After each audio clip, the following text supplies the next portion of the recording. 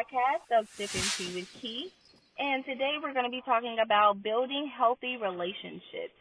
And I want to let you guys know that this is going to be a three-part series for building healthy relationships. And the second half of the podcast is going to be on friends and family. Today we're going to talk about building healthy personal relationships with, having a partner, your boyfriend, your girlfriend, those types of relationships. And then we're going to move on to friends and family, and we're going to end it with having or knowing when you have a toxic relationship. So do stay tuned for those podcasts that will be coming out following this one. So I do want to say that this was an interesting topic, especially for me, because I've been in relationships that weren't healthy, that were healthy, that had terrible communication, that were happy, fun, but it's all in the communication, getting to know a person, having a great foundation. And that's one of the first things that I want to touch on is having a great foundation. When you begin to get to know someone on a personal level, you want to build a foundation. You want to set that expectation of this is who I am, this is what I like, this is what I expect, this is what I require. Because most people, they go into situations blindly and they expect the other person to read their mind and know that, okay, well, yeah, we're dating, but, she wants this or she wants to, go out and do this. She wants to get married, have kids or whatever it is, but we never actually say those words. And nothing becomes established until you say it. You don't want to rush into anything, of course, and that's why you need to communicate. Communication is a big thing for me. I have struggled with, communicating when it comes to relationships, and I almost kind of still don't like talking about myself. I struggle with, talking my situations through. I would literally sit there and just listen to them talk. And they would they would literally, be talking to me, and it was like talking to a brick wall. But I did have to understand that in order for a situation to get better, you do have to communicate. You do have to talk your situations through. You do need to make sure that you are an effective listener. You need to communicate and listen to the other person. So communication has become a very big thing for me now, especially with, the people that I expect and require or, will even allow in my life. We need to be able to communicate, and you need to be an effective communicator. And that's a big thing because so many people, they go into relationships, they move so quickly that you don't get to know the person. And that only hurts you, that person, and the relationship in the long run. If it even gets anywhere, if it even gets off the ground, you'll still be walking and not even running in the relationship. So that's what you want to do. You do want to walk before you run. And most people start out running and they crash and burn because they don't communicate and they don't get to know that other person. So set your foundation and set your expectations. Let that person know, well, this is what I would like for myself. Whether they agree or not, this is their time to let you know whether they can meet your requirements or your expectations. Don't be afraid to tell this person that this is what I require and desire, because you do have to be happy yourself. And you don't want to be with someone that cannot give you what it is that you want. So communicate. Tell them what it is that makes you happy. That if you were to go out and to choose a career today or choose to move or choose to do anything in your life, that you can do it because that's what makes you happy. You have to be with someone who's willing to listen, communicate, and compromise. And that is another key point, is compromise. Compromising in a relationship is key because so many people are selfish and it's a one-sided situation. everything is a double standard in a relationship. Well, you can do this, but I can't do this. And, you like this, but I don't like that, so I don't want to get it. And we don't compromise because, one, we don't know what that person likes. If you can't compromise, that means you don't know that person. Because if this is what they want to do, that means it's something that they like, it's something that they enjoy doing, and it's something that you should know about them because this is what makes them happy. We need to know what makes that other person happy that they have that gives them that joy to, smile every day. Some people are good at hiding and some people are good at masking, but that's not good when it comes to relationships. You need to compromise and work together. You're a team, and it's all about working together and realizing that it's not all about you. Not everything is just about that one person in a relationship. Not one person just calls the shots. It's about what you both like. So if you both like pepperoni on your pizza, get the pepperoni on your pizza. If only one of you like mushrooms, get mushrooms on one half of the pizza. It's all about compromise. Liz, who's a bartender at Hot 10, stated that her compromise with her and her husband is her putting the toilet paper on top of the roll instead of on the roll because her husband doesn't do the dishes. Well, I mean, I'm not too sure on the compromise there because neither the dishes are getting done and the toilet paper isn't on the roll. And if it falls on the ground, like, for me, it goes in the trash. I'm a germaphobe. That's just me. But however, their compromise is, she's finding out that in order for her and her husband to be on the same level and to compromise with each other and to make each other happy, instead of, her getting mad that he didn't do the dishes or the toilet paper falling on the roll when he goes to the bathroom, is to do both things. He does the dishes, she puts the toilet paper on the roll. Compromise, people. Compromise. Or switch roles. If it's something you don't enjoy doing specifically, switch the roles. Find out if your partner wouldn't mind doing that and you doing something that they don't mind or don't prefer to do. You have to find out where your boundaries are. Have healthy boundaries. And that is, my next key point is having healthy boundaries. It's not all about being in each other's space or having to be together 24/7. You still want to feel like you have a sense of self when it comes to being in a relationship. You have to have a healthy foundation, set your expectations, compromise, be an effective communicator, and have healthy boundaries. If I come home and my partner's there, yes, I want to come home to my partner, we have a good evening, but sometimes I need space to, just relax, and I just want to read a book or I just want to write and, just take a couple minutes for myself. That should be healthy for me to have because I'm still my own person. I have a relationship, but I'm not always my relationship.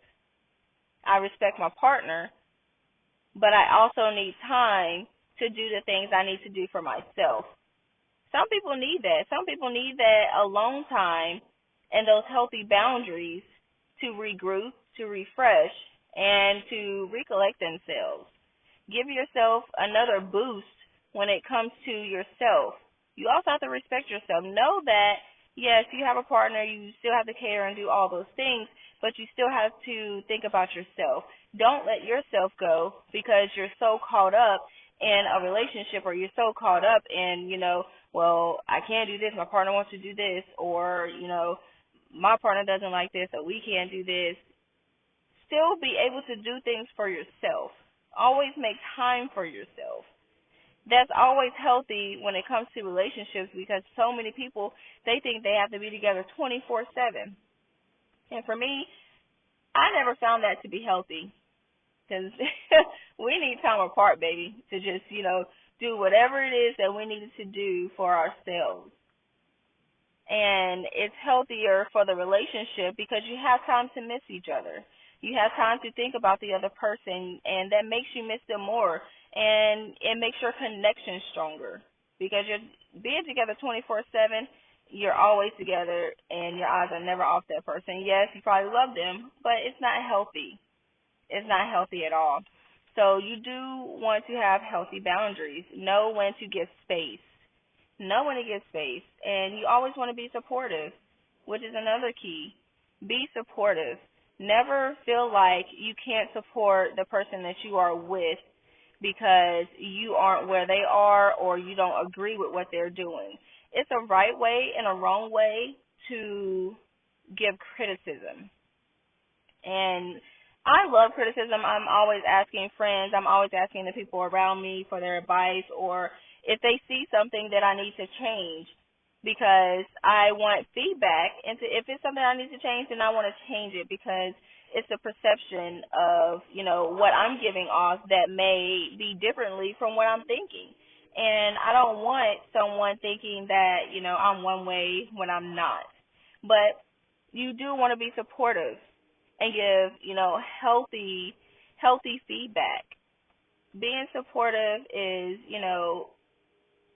caring that your partner or the person that you are involved with that you care about what they're doing, their goals, their aspirations. If they're struggling to get their business or to get through a job or get through a class, whatever it is, you want to be supportive because you don't know how hard it is for them to, go for whatever it is that they're doing. And they might want to give up. We all want to give up when something's not working or we don't see how it's going to work or we don't see it even getting started. Anxiety sets in and we get to a point where we just want to give up. And that's when your partner or the person that you're involved with should be there to be your rock, to be your supporter, to be that arm or hand when you need it to lift you up. You always want to be supportive of the dreams that your partner has and build with them. Like I value and I absolutely agree with, having someone that you can build with. And that's beautiful to me. But you have to be supportive of what your person or the person in your life wants to do. I mean, it shows that you're paying attention. It shows that you care and you love them to be supportive of what they're doing. Be involved with what they're doing. If you can help them, help them. Like, I don't know anyone who would want to see, someone in their life not doing well. We all want to see everyone in our lives or everyone in our circles succeed. So why not help them if you can do so? Give those pep talks. If you see them stressing out, take them away for a moment to help them collect themselves, regroup, and to come up with a different plan. Don't always be, critical of what they have going on because that adds to the stress and builds that anxiety to make their thought process and their brainstorming more difficult. And they usually take that with them when they go to bed or when they go to work the next day. They're thinking about what didn't go right. And being a supportive partner, you help to ease that and be supportive of what they have going on. Be there for them, comfort them, hug them, tell them that you love them, or tell them that you're there for them. If there's anything you can do, say you can do it. If you can help, help. That's what it means to be supportive. And you want to listen. You want to be an effective listener. It's differently from listening to respond and listening to give correct answers. You definitely want to listen, not to just give a response. You want to be an effective listener. Because sometimes people can, be talking and, they're just like, But then you've already asked the question and they're still saying, And that's not effective listening. And that not only shows that you don't care about what they're saying or what they're doing, it shows that you're selfish. You're there in body, but you're not present in the moment. You're not being an effective listener when you can't, repeat back or even describe something that the person in your life has asked you about. You want to listen to what it is that they are passionate about, because you do want to remember. Everything shouldn't be, well, oh, I don't remember. I don't remember. Oh, what did you say? Like for me, I don't think I would appreciate, my partner not listening to me, because it just shows me that they don't care. So be an effective listener. Always be mindful of the vibes that you are giving off, because it plays a major part in how your partner is going to communicate with you. If you're not communicating with your partner, then they're not going to communicate with you. If you're not being an effective listener, they're not going to want to talk to you. They're not going to want to express their feelings and, tell you about their day, because they know that you aren't listening. So it pays to listen, and it pays to give positive feedback because you did listen. And you just want to be open. It's so hard for people that I've seen to get into relationships and, just forget who they are and just forget that they had another side of them or another life because they are with someone. Yes, it's okay to, everyone goes through that phase when they first meet somebody, then they're like puppies in love, and, they talk all the time and they spend a lot of time together, and that just becomes the routine. But then you're slowly forgetting who you are because you're not taking that time to really construct that foundation. But then you're not being open with yourself. You need to be open, and you need to be able to construct those foundations to share your life with another person. You have to be willing to be honest. You have to be willing to be raw sometimes. And sometimes it's hard to do that when you are masking and just doing or just talking or only divulging the good parts of you. Because eventually the person will see the parts that you didn't mention. Yeah, those bad parts. Or, the mischievous parts of you, or anything that you're not being open about. Be open, be honest, have open conversations, have healthy dialogue. Be able to have conversation. You should be able to talk about anything that you want to talk about with that person. Even if you're not on the same page, if they have no idea what you're talking about, school them. There's nothing wrong with teaching someone or teaching them something that they don't know. Not everyone knows everything, and nobody is perfect. You should always want to learn something from someone that you're with. You shouldn't be alike in everything, so then where's the fun? Because I like going out and, if it's something I haven't tried before, we go to a new restaurant, they know a certain type of food they've had, but I have not, I'm willing to try it. I'm pretty much open to try a lot of things, with reason, of course, but I'm always open to trying new things. Be willing to try new things. Be open about anything that your partner likes.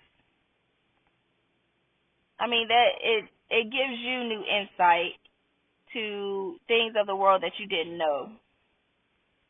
Just be open. And it's so easy to say no. Say no. Because we're not used to something. But that's what comes along with getting to know a person, is you try new things, you communicate, you work on compromising. You don't carry on, those same habits that you had in your previous relationship because you think that, they're going to be the same way. Well, if you thought that, then maybe you should take time for yourself anyway. But if you're deciding to jump into another relationship, you should jump into that relationship with your eyes open, with an open mind, and be willing to take that time. Be willing to take it slow. Just because you want to learn that person. You want to learn everything about that person before you guys say, after 2 weeks, you're my boyfriend, you're my girlfriend. Okay, great. We're getting married next month. No. That's your downfall. Not taking your time. Be willing to do those things that you've never done before. The best things are the things that scare you sometimes. And I read a quote that said, if she doesn't scare you, then she's not the one for you. Well, I don't necessarily want someone that scares me, but I do want someone that challenges me. I want someone who pushes me to do the things that I don't want to do some days. I want someone who is healthy for me, who works with me and not against me.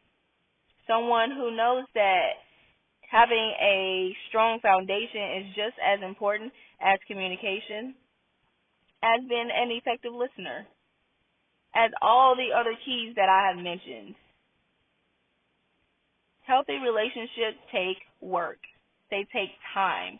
They don't happen overnight. And they don't stay that way forever without effort, without trying, without building.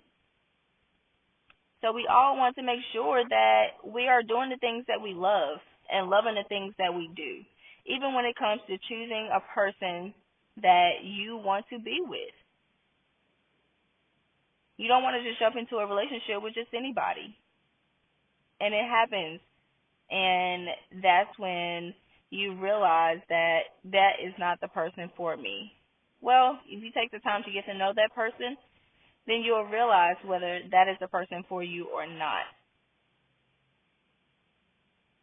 There's no rush on getting married, having kids, or just, doing whatever it is that you want to do with a partner. Take your time.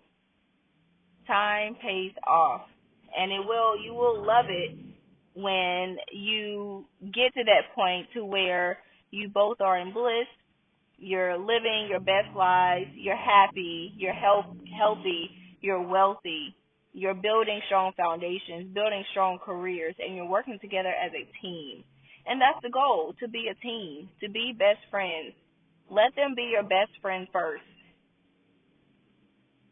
And then everything else should come naturally because you know each other so well that you get a couple years down the road and like, man, time has flown. And we're still here happy together.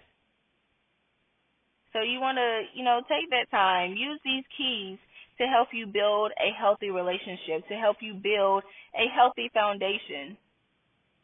And I'm more than sure that everything else will come easy peasy. So, you guys, I do want to leave this toast with you. And it is, here's to building strong foundations, living positively, and knowing that your foundation is as strong as you started. Keep it simple. Take your time. Because you have that time to do exactly what it is you want to do. You have that time to get to know that person. And that if that person is for you, they will understand that time matters. Effort matters. Communication matters. Trust matters. All of these key factors matter in building a healthy relationship. So I toast to everyone having strong foundations and being effective listeners and communicators. So do stay tuned for the second part of building healthy relationships, which is going to be on friends and family. And our last podcast will be on toxic relationships, knowing when you have a toxic relationship.